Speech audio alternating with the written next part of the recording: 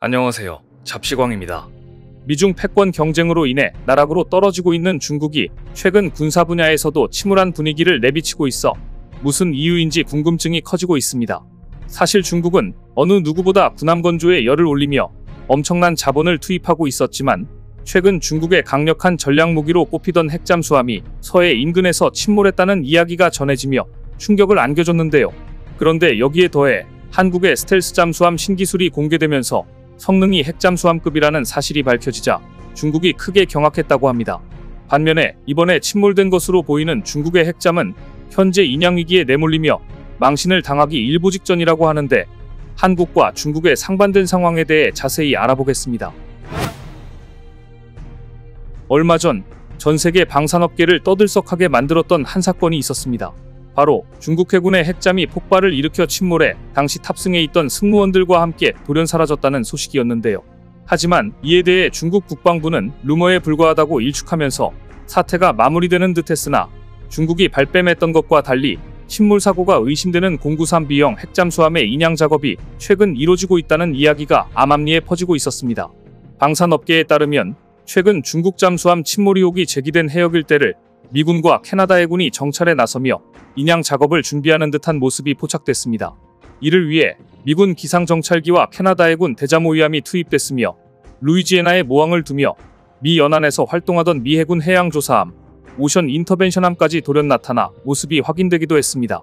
오션 인터벤션함은 특수목적 함정으로 중국 핵잠 침몰 의혹이 있었던 8월 말 갑자기 일본 해역 근처에서 포착되더니 9월엔 일본 사세보 해군기지에서 기항한 뒤 곧바로 동중국해로 향했습니다. 그런데 출항 당시 오션 인터벤션함에는 컨테이너들이 다수 적재돼 있던 게 포착되면서 동중국해에서 어떤 임무를 수행하기 위한 것이 아니냐는 추측을 불러일으켰는데요. 사실 오션 인터벤션함은 배수량 5,000톤의 대형 해양조사선으로 다른 조사선들과 달리 대형 크레인을 갖추고 있어 힘에서 물체를 건져 올릴 수 있는 데다 해저 정찰은 물론 고성능 다중소나 시스템을 통해 수중 물체를 면밀히 파악할 수 있습니다. 여기에 더해 최근 미국은 오션 인터벤션함의 활동을 지원하기 위해 두 척의 공격 원잠도 동중국해에 투입할 것으로 보이는 등 심상치 않은 분위기가 감지되고 있는 상황입니다. 이번에 미군이 투입할 두 척의 공격 원잠 가운데 토피카함은 HY-100강이 적용돼 깊은 심도에서 작전을 수행할 수 있는 것으로 전해집니다. 안 그래도 최근 미국에서는 공격 원잠이 부족하다는 이야기가 나오고 있는 가운데 이런 상황에도 불구하고 두 척이나 동시에 동중국해에 전력을 투입했다는 건 어떠한 특수한 임무가 주어진 것으로 보입니다. 이 같은 상황에 다수의 방산 전문가들은 중국이 그토록 부인했던 핵잠 침몰 사고가 실제로 발생했으며 이런 이유로 미국이 중국 핵잠을 인양하기 위해 동중국해에 전력을 투입했다고 보고 있는데요. 그것도 그럴 것이 중국에서도 잠수함 폭발 의혹이 있었을 당시 그 이후에도 줄곧 아니다라고 말로만 부인하고 사실 객관적인 자료는 현재까지 단 하나도 공개하지 않았습니다. 더군다나 칭다오 창정 15호 잠수함 부두에 093형 핵잠이 포착되고 있지만 두 척이 아닌 한 척만 모습을 드러내는 등 동시에 계류하고 있는 자료를 공개하지 않고 있는데요. 만약 핵잠 침몰이 사실이 아니었더라면 중국은 진작에 해당 자료를 대대적으로 공개하며 지금과 같은 의심의 상황을 만들지 않았을 것으로 보입니다. 특히나 이번에 미군이 침몰한 중국 핵잠을 인양한다면 중국에게는 씻을 수 없는 엄청난 망신을 당할 것으로 보이며 이를 통해 중국의 잠수함 자막 능력이 얼마나 최악의 상황인지 현실이 적나라하게 드러날 것으로 보입니다. 그러나 영국 데일리 메일은 최근 영국 기밀보고서를 인용해 중국 핵잠수함 093-417호가 영국과 미국 잠수함을 잡기 위한 함정에 걸려 시스템 오류가 발생했다. 산소 시스템이 오작동해 함장과 장교 21명을 포함해 중국 승무원 55명이 사망했을 수 있다고 보도해 중국 잠수함 침몰 사건이 사실이었다는 것을 확인시켜 주었습니다. 데일리메일이 공개한 보고서에는 이 사고가 지난 8월 21일 서해에서 발생했다고 기재돼 있습니다. 참사의 원인은 중국의 잠수함 건조 능력 부족인 것으로 보입니다. 영국 당국은 잠수함의 시스템 결함으로 인한 저산소증이 사망을 야기한 것으로 보고 있습니다. 또한 중국 잠수함은 중국 해군이 미국과 연합군 잠수함을 가두기 위해 사용하는 사슬과 닷 장애물에 부딪힌 것으로 보도됐습니다. 적을 가두기 위해 놓았던 덫에 자국군이 희생된 것입니다. 영국 기밀보고서에는 이 사고로 장교 22명, 장교생도 7명, 부사관 9명, 수병 17명 등 승조원 55명이 사망했다고 되어 있는데요.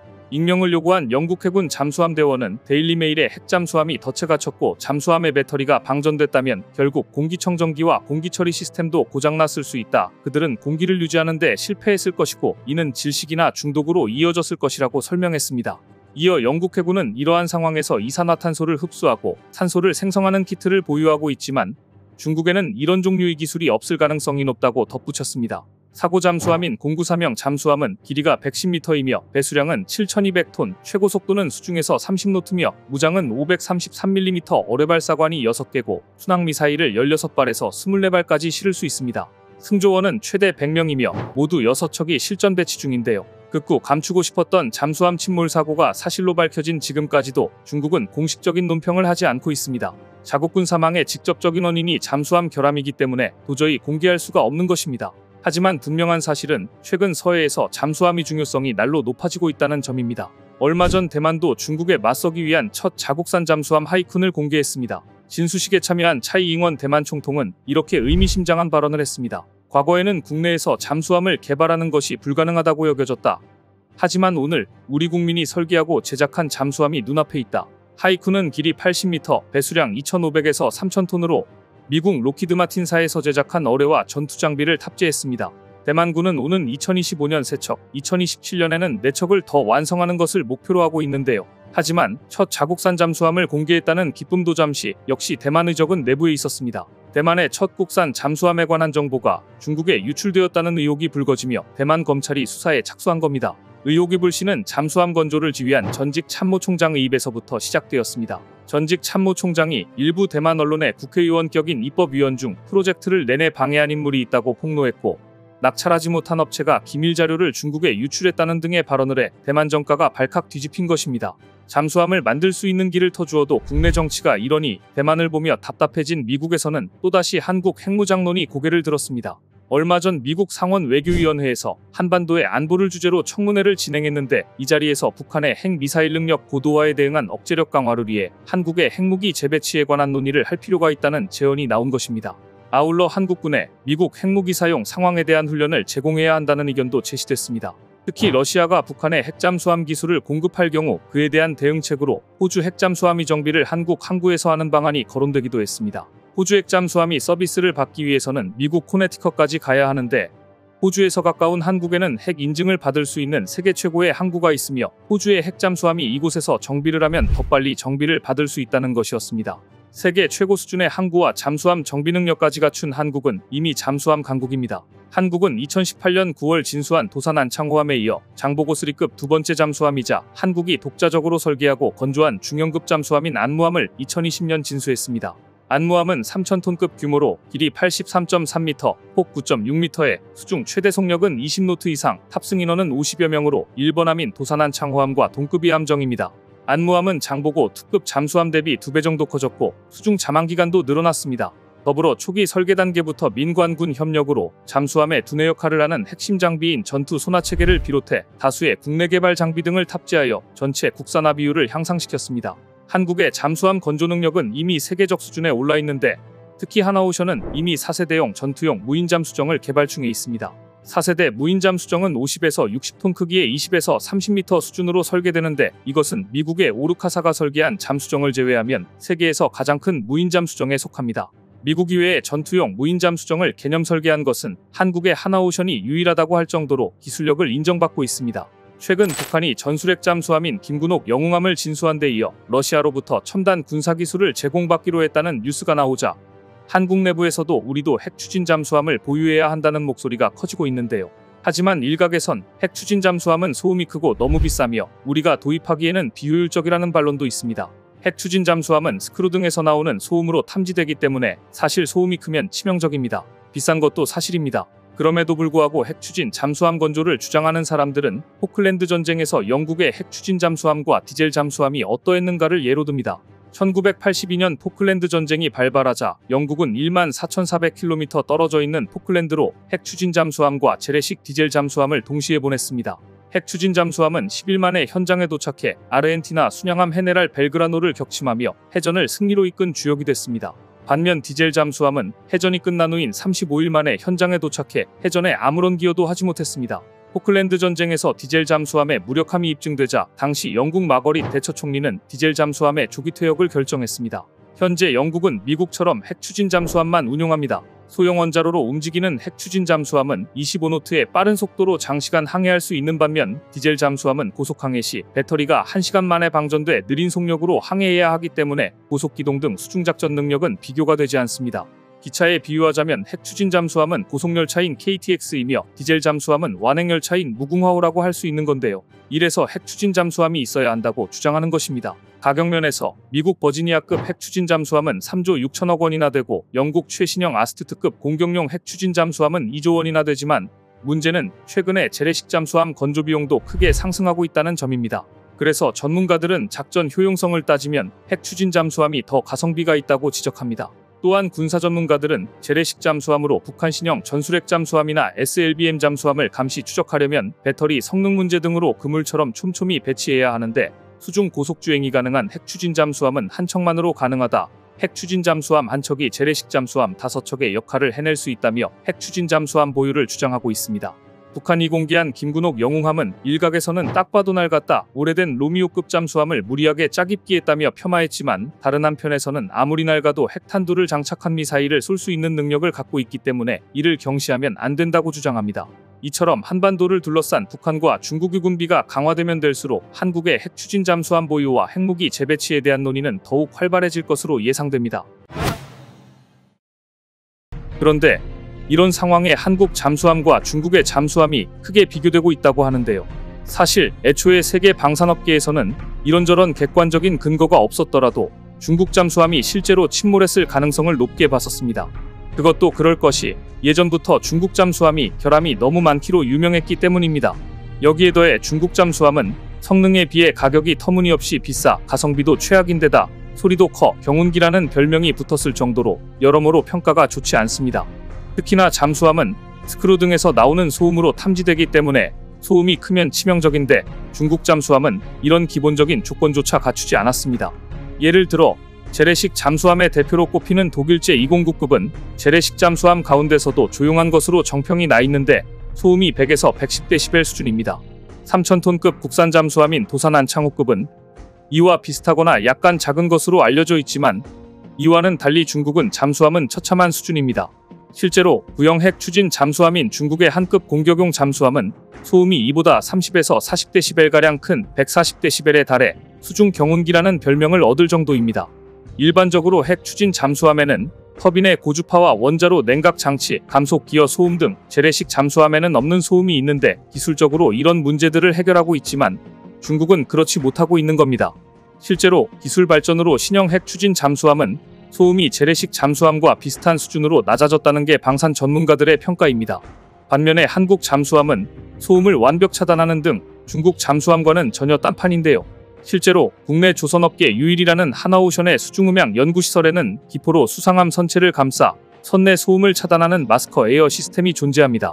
이는 바로 적 잠수함의 음향 탐지 가능성을 줄이는 스텔스 기술로 하나오션에 따르면 효과는 수상함에서 화장실 물 내리는 소리를 차단할 정도라고 합니다. 특히나 이런 놀라운 성능을 보이는 장비는 현재 미국만 전력화한 잠수함 최신 기술로 우리 해군에는 2028년쯤 적용될 예정인데요.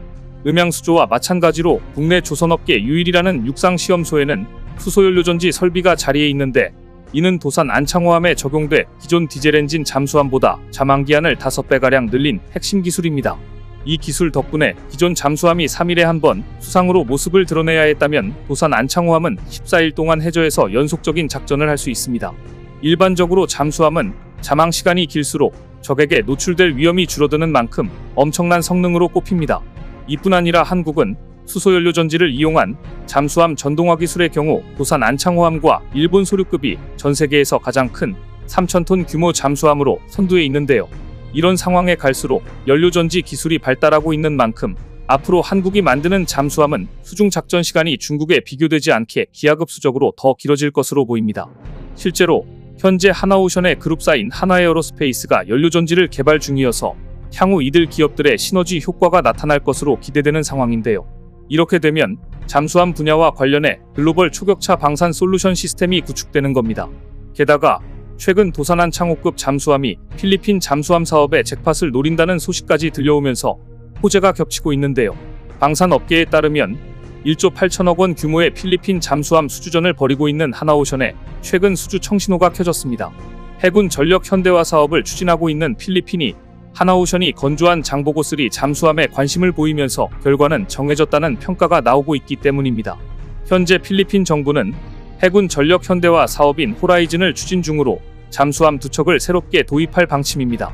이번 프로젝트는 하나오션과 함께 프랑스 방산기업인 나발그룹, 스페인의 나반티아의 3파전 양상이었지만 대세는 이미 기울어졌다는 평가입니다. 프랑스 나발그룹과 스페인 나반티아는 전 세계 해군에서 운용 중인 스콜펜급 잠수함과 S80급 잠수함 건조 능력을 각각 보유하고 있는데요. 아직 필리핀이 요구하는 잠수함의 구체적인 사양이 확정되진 않았지만 필리핀 측이 하나오션이 과거 대우조선해양 시절 설계 건조한 장보고3 잠수함에 엄청난 관심을 보이고 있는 것으로 알려진 만큼 사실상 시간 문제라는 전망입니다. 현재 하나오션은 필리핀의 요구에 따라 장보고3 3000톤급 잠수함에서 파생한 2800톤급 장보고3 PN 잠수함을 제안한 것으로 확인됐습니다. 해당 잠수함은 리튬이온 배터리 등 최첨단 기술을 탑재해 오랜 시간 잠항이 가능하고 여러 미사일을 장착해 땅과 바다, 하늘 모두에서 적을 제압할 수 있는 장점을 지닙니다. 여기에 더해 하나오션은 필리핀 측과 잠수함 유지 보수와 같은 통합 군수 지원에 관한 협상에서도 상당 부분 진전을 이룬 것으로 알려지면서 급물살을 타고 있는데요. 더구나 다수의 방산 전문가조차 하나오션의 수주 가능성이 높다고 점치고 있는 상황입니다. 기술력 측면에서 프랑스 나발그룹과 스페인 나반티아 등 경쟁사보다 기술력에서 우위에 있기 때문으로 실제로 장보고3 P에는 최신 기술을 다 적용했기 때문에 성능 면에서 이를 따라올 수 없습니다.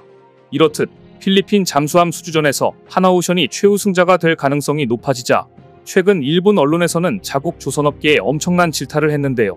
얼마 전 일본의 한 군사 전문지 항공만능론 GF는 일본이 해외 방산 시장에서 관심을 끌 수 있는 건 잠수함 시장이 유일하지만 적극적인 액션을 취하지 않았다며 도전하지 않으면 아무것도 시작되지 않는다고 비판했습니다.